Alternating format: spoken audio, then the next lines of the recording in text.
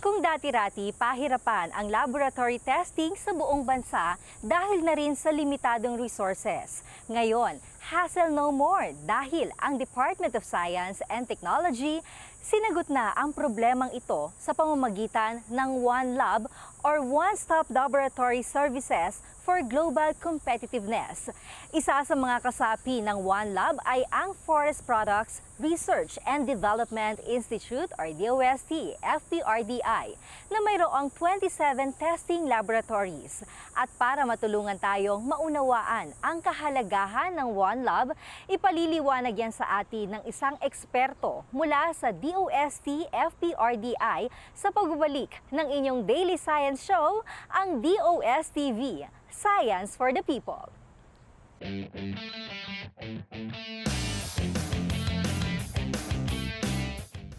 Convenience at easy access sa mga laboratory testing at calibration services.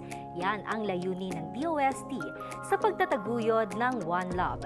Ito ay isang network ng mga laboratories na anchored sa IT platform para makapagbigay ng referral system para sa testing and calibration services sa isang touchpoint, gaya na lamang sa DOST-FPRDI.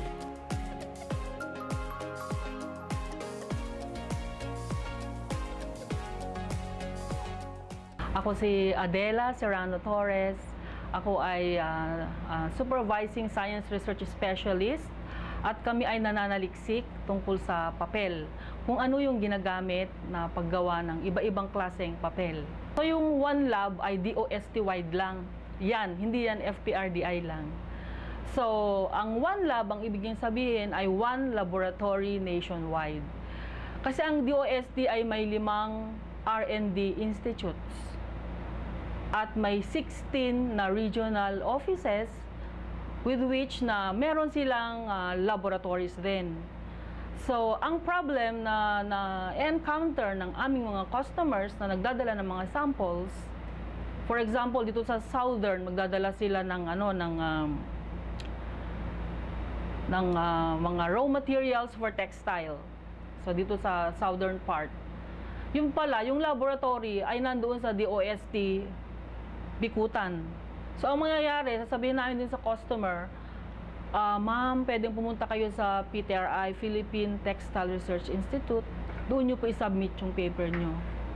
So, doon naman, sa Manila naman, sa National Capital Region, magsasubmit naman sila doon ng paper. Ipapatest nila dito sa FPRDI.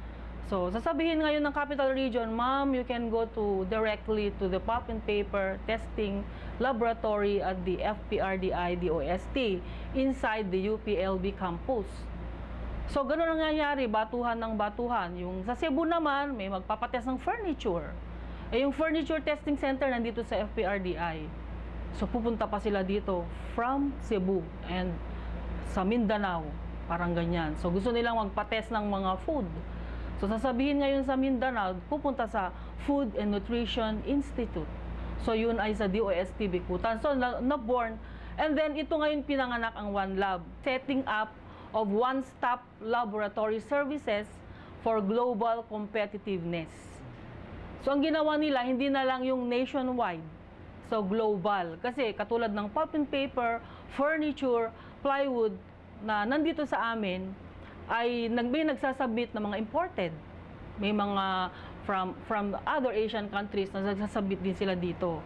So, pumupunta sila sa Bikutan, ngayon, pwede na, by means of One Lab, pwede nang mag-submit dito yung mga customers na magpapatest halimbawa na regarding nuclear, regarding food, by means of ULIMS. So what is ULIMS? Unified Laboratory Management Information System. So yun ay by means of IT, yung mga nagsusupport sa amin. Kaya yung ASTI, yun ay sumusuporta sa lahat ng lahat ng RDIs at saka lahat ng regional offices. So yung aming system ay IT, by means of IT na. So by means of computer, email, so naging high-tech na ngayon ang DOST. So na-solve na yung batuhan na yan. Ang tawag dyan ay referrals. So yung mga pumupunta rito, so nakita nyo, meron na kaming yung FPRDI Receiving and Releasing Office. Before, yung mga customer, pumupunta sila sa each laboratories. Kasi dito sa FPRDI, for your information, we have here 27 laboratories. So yung pulp and paper testing lab is only one of the 27 laboratories. Pero ito yung isa sa pinakamarami ng customers. And we are also conducting here the pulp and paper technology researches. So we research on the alternative raw materials, alternative paper chemicals, and we do technology how to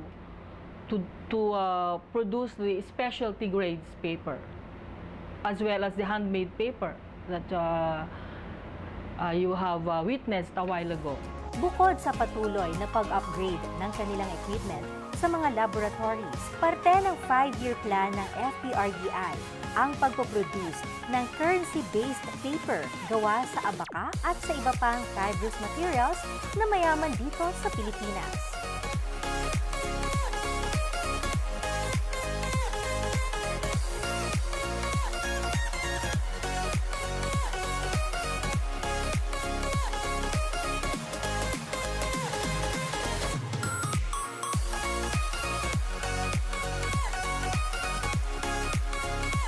So dito sa FPRDI, 3 pa lang ang accredited. Nauna yung Pulp and Paper Testing Lab noong 2007.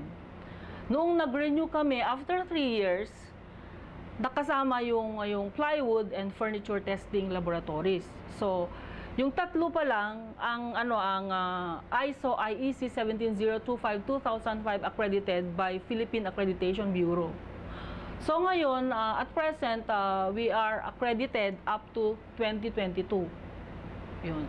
So yung mga 24 laboratories are testing laboratories, also conducting testing services from students, from the industry, collaborative services, and R&D purpose, katulad din ng accredited na furniture, plywood, and pulp and paper. Ang difference lang nila sa iba, kami yung maraming customers. So ang basihan para ito ay ma-accredit, para bigyan ng budget ng DOST, kailangan may customers. So itong laboratories na ito ay na-upgrade. Pinalitan yung mga bagong equipment, yung mga luma, in-upgrade. So yung 3 lab na yan ay state-of-the-art ang mga equipment. So we are recognized internationally. And the pulp and paper mills, the plywood industries, and furniture, they recognize us to test and do the quality test of their product. Yung customers namin ay yung mga pulping mills. So they bring us here their hand sheets, or they bring us pulp. So we do evaluate their pulps using our laboratories and test the physical and chemical properties of their paper. So yung other naman, yung mga paper mills, they bring us here the finished products, printing and writing, the packaging, boards, ganyan. Dadalhin nila dito para i-test namin sila. Sa FPRDI, we will strengthen R&D. And kailangan yung makapag transfer kami ng technology na akma sa ating panahon na ikauunlad ng ating bayan. Dito naman sa pulp and paper, ang project namin ngayon ay tungkol sa security, currency-based paper. So, for your information, kasi yung ating base paper na ginagamit ng central bank na piniprint nila ay imported. Pero yung imported na yun ay meron siyang blending material na abaka. So yung abaka ay galing sa Philippines. So yung producer ng base paper mag-import dito ng abaka pulp, syempre mas mura. And then i-import natin ngayon yung base paper for printing sa central bank. So ito, na-start na namin itong study na to noong 1997-1998. And then, ang central bank naman, ginamit nila na they are required the producer of for currency-based paper ng Philippine bills na gumamit sila ng 20%, at least 20% ng ating abaka. So yung pera natin ngayon ay may 20% na abaka pulp. Ang gusto ngayon ng aming DOST secretary, we will produce our own. Kasi meron din tayong, kasi yung present ngayon na currency-based paper ay meron siyang cotton at saka meron siyang abaka. So ito ay makikita nyo siya sa website ng BSP or Bangko Sentral ng Pilipinas. So ngayon, ang ginawa ngayon ng pulp and paper, at ito ay binadgetan ng Picard at saka ng DOST, ay gagamit tayo ng 100% na local fibrous materials. So magagawa natin yun. So yun yung plan na for the next 5 years, sana tayo na ang magpo-produce or earlier, kasi yun ang gusto ng aming DOST secretary at saka si Yusek Guevara. Gusto niya na tayo na ang magpo-produce ng ating currency-based paper, which is also with the approval of Bangko Sentral ng Pilipinas. So, mas cheaper siya kasi dito siya po-produce at pwede rin tayong magbenta ng mga currency-based paper. Kasi 80% ng mga countries sa mundo ay bumibili ng currency-based paper. Only 20% are producing their own, just like Pakistan, just like US or Europe and Japan. And Japan is using our abaka pulp for as much as 70% in their yen. And we are only using 20%. So yung aming study ay tinataas namin yung blending proportion. Doon sa mga clients namin, you are welcome to visit our office and go directly to the pulp and paper testing lab and submit your samples. Or you can go to the regional offices and the other R&D institutes and submit your samples, and we will do the process of ULIMS under one lab. At makakarating yung sample dito sa amin, itetest namin, at ang due dates ay pag-uusapan nyo na lang dun sa pagsasabitan nyo ng sample. At pareho din ang fee, testing fee. Bukod sa DOST-FPRDI, 4 na government agencies at 9 private laboratories ang members ng One Lab. Para sa iba pang detalye, maglagon lang sa web.onelab.ph.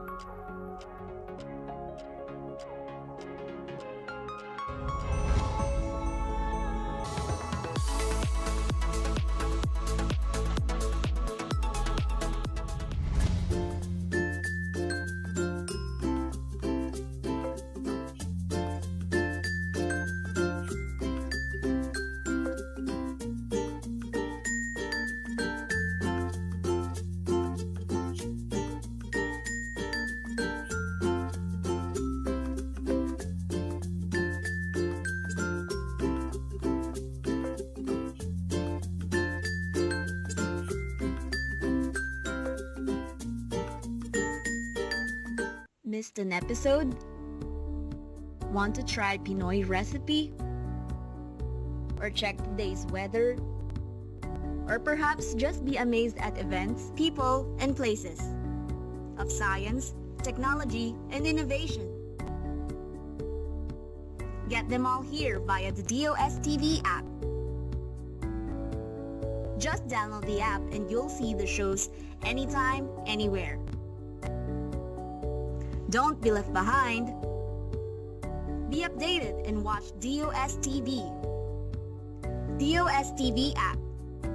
Now available on Google Play.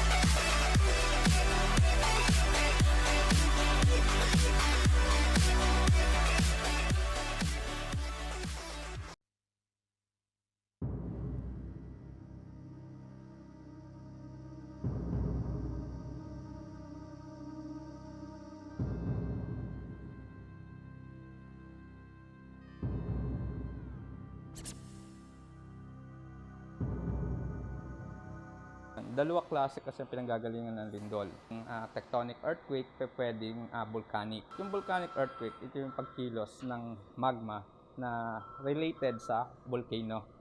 So, ibig sabihin, mayroong activity na nangyayari sa vulkan. So, pag tectonic earthquake naman, ito naman ay pagkilos ng gagaling sa either sa trench, yung plate, yung ibabaw na parte ng lupa, parang iniikot. So, nagkakaroon ngayon ng paggalaw. So, yung dandaang paggalaw na minsan, na lumalakas yung paggalaw na nararamdaman ng tao.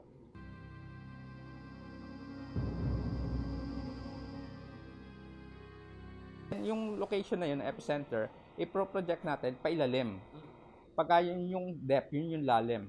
Pero kung malalim naman ang lindol, yun yung malalim pinanggalingan, mahina na mararamdaman natin sa malapit sa epicentro. Ang problema nito, yung malalayong lugar na merong mga high-rise building, sila naman ang nakakaramdam ng pagyanig.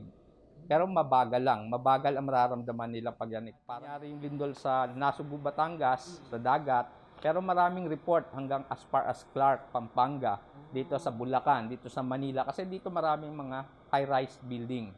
So yung mga nasa upper floor ng building, sila yung nagugulat bakit ang lakas daw ng naramdaman nilang lindol. Pero ang layo, nasa Nasugbu, Batangas, actually yung pinanggalingang yung epicentro.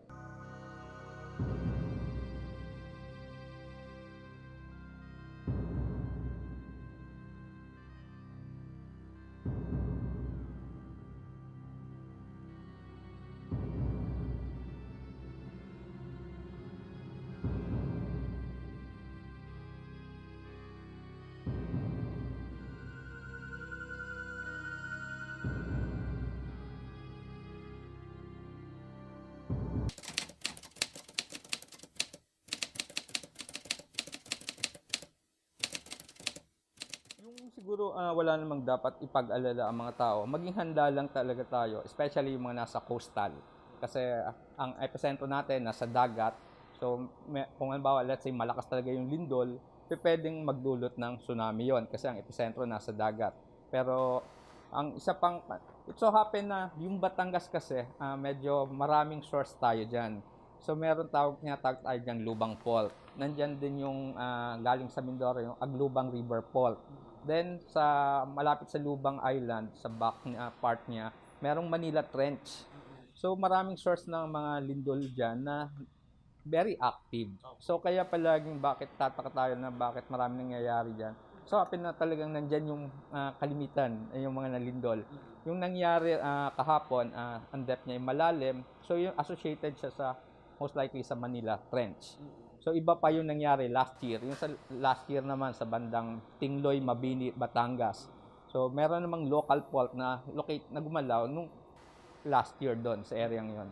So, kumbaga ito, walang kaugnayan to doon sa naganap na pagkilos doon sa nangyaring lindol nung last year.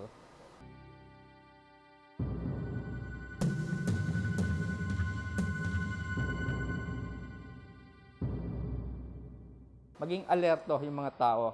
siguro meron tayong tinatawag na 3 natural signs of tsunami. So, halimbawa kung may malakas na paglindol na halos hindi tayo makatayo, then merong biglang ma-observe nila na biglang umatras yung dagat. Hindi yung low tide, kumbaga suddenly nag-recede yung tubig, 100-150 meters back. So, yun yung natural sign. Then, a short, parang rumbling sound na maririnig sa dagat immediately after sa isang malakas na lindol. Pag may mga ganong accounts na sila, immediately away from the shore or move to a higher place. Dapat tayo merong paghanda like for individual preparedness, and we have also yung family preparedness up to the community preparedness level. So siguro dapat at least meron tayong preparedness up to 3 days, 72 hours na self-sustain tayo, na merong konting provisions na magsa-survive.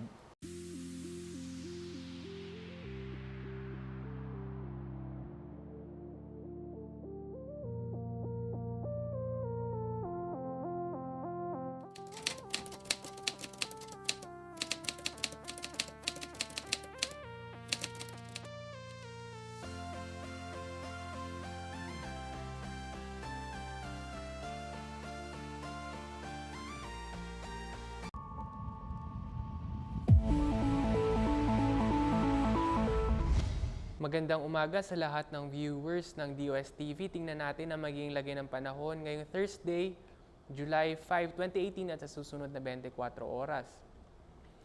Sa kasalukuyan, ang weather system na nakaapekto sa ating bansa ay ang southwest monsoon o yung hanging habagat na kung saan nakaapekto siya sa Luzon at Visayas, yung western section nito. At update dito sa tropical storm na si may international name na Maria, ay huling namataan sa layo na 2,210 kilometers east ng Visayas at may taglay na hangin na umabot ng 75 kilometers per hour malapit sa sentro nito at pabugsong hangin naman na umabot ng 90 kilometers per hour. Ito ay kumikilos west-northwest. Mabagal po ang kilos nito at inaasahan na sa darating na Sunday or Monday ay nasa northeastern boundary na siya ng Philippine Area of Responsibility at pag pumasok nga ito ng PAR, papangalanan natin itong Gardo. Although ito ay hindi natin inaasahan na maglalandfall sa anumang bahagi ng ating bansa, ay ito naman mag-e-enhance ng southwest monsoon natin sa darating na Sunday or Monday na kung saan makakaapekto at magdadala ng moderate rains dito sa western section ng Luzon at Visayas. Ngayong araw, sa Mindoro at Palawan, makakaranas ng maulap na kalangitan na may kalat-kalat na pag-ulan at pagkidlat-pagkulog dahil yan sa southwest monsoon. At sa nalalabing bahagi ng Luzon, asahan natin na magiging magandang panahon, bagyang maulap hanggang sa maulap yung mga kalangitan, liban na lang sa mga isolated rain showers o yung mga biglaang buhos ng ulan, dulot pa rin yan ng localized thunderstorms. Agwat ng temperatura naasahan sa Metro Manila ay mula 25 to 31 degrees Celsius. Baguio City ay mula 16 to 23 degrees Celsius. Lawag City ay mula 24 to 31 degrees Celsius. Tuguegarao City ay mula 24 to 35 degrees Celsius. Medyo mainit pa rin po. Legazpi City ay mula 26 to 32 degrees Celsius. Tagaytay City ay mula 22 to 29 degrees Celsius. At sa Puerto Princesa City ay mula 24 to 30 degrees Celsius. Para naman po sa Visayas at Mindanao, sa Western Visayas makakaranas ng maulap na kalangitan na may kalat-kalat na pag-ulan at pagkilat-pagkulog.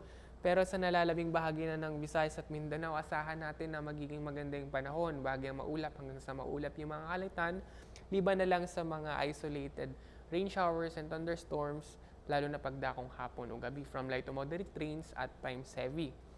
Agwat ng temperatura naasahan sa Iloilo at Tacloban ay mula 24 to 31 degrees Celsius. Metro Cebu ay mula 25 to 33 degrees Celsius. Cagayan de Oro ay mula 25 to 31 degrees Celsius. Zamboanga City ay mula 24 to 32 degrees Celsius. At sa Metro Davao naman ay mula 25 to 32 degrees Celsius. Para naman po sa ating kondisyon ng ating baybaying dagat, wala po tayong nakataas na gale warning sa anumang bahagi ng ating baybaying dagat. Kaya pwedeng pumalaot yung mga kababayan nating mangisda o yung may maliit na sasakyang pandagat. Iba yung pag-iingat lang po dito sa may northern and western section ng Luzon dahil sa magiging moderate to rough yung sea condition dyan. Kaya iba yung pag-iingat lang po. Para naman po sa nalalabing bahagi ng ating baybaying dagat, safe po pong laot dahil magiging slight to moderate yung sea condition dyan. Ano ang aasahan natin sa Metro Manila sa darating na 3 araw? From today until Friday, asahan natin na fair weather tayo. Pero pagdating ng Saturday and Sunday, dahil sa southwest monsoon, makakaranas tayo ng maulap na kalangitan na may kalat-kalat na pagulan at pagkilat-pagkulog. Agwat ng temperatura ay mula 24 to 31 degrees Celsius. Baguio City, today until Saturday, asahan natin na magiging magandang panahon. Pero pagdating ng Sunday, magiging maulap ang mga kalangitan na may kalat-kalat na pagulan at pagkilat-pagkulog. Agwat ng temperatura ay mula 15 to 23 degrees Celsius. Legazpi City, hanggang bukas, asahan natin yung magandang panahon. Pero pagdating ng Saturday, magiging maulap yung mga kalangitan na may mga pagulan at pagkilat-pagkulog. Agwat ng temperatura ay mula 25 to 31 degrees Celsius. Sa Metro Cebu, asahan natin na magiging magandang panahon bagyong maulap hanggang sa maulap yung mga kalangitan, liban na lang sa mga isolated rain showers and thunderstorms. At agwat ng temperatura ay mula 25 to 32 degrees Celsius. Sa Metro Davao naman, asahan na pagdating ng Saturday, magiging maulap yung mga kalangitan na may kalat-kalat na pag-ulan. Pero pagdating ng Sunday, fair weather na po tayo. Agwat ng temperatura ay mula 25 to 32 degrees Celsius. Ang araw po natin ay lulubog mamayang 6:29 p.m. At yan lang po muna ang latest sa weather forecasting section. Ezra Bulkirin. Magandang umaga. DOSTv would like to thank Filipino Creazione de Mano Incorporated.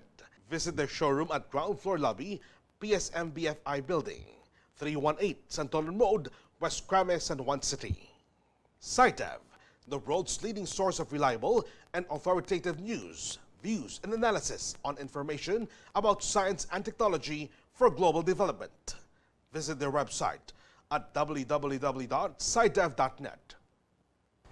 Ang One Lab ay isang lamang sa napakaraming proyekto ng gobyerno para sa ikabubuti ng bayan sa tulong ng science and technology.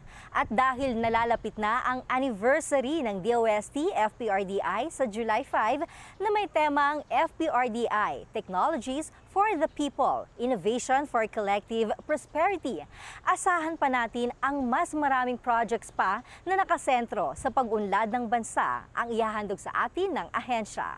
Salamat po sa pagsama sa amin ngayong araw. Ako po si Jel Miranda at ito po ang DOSTv Science for the People.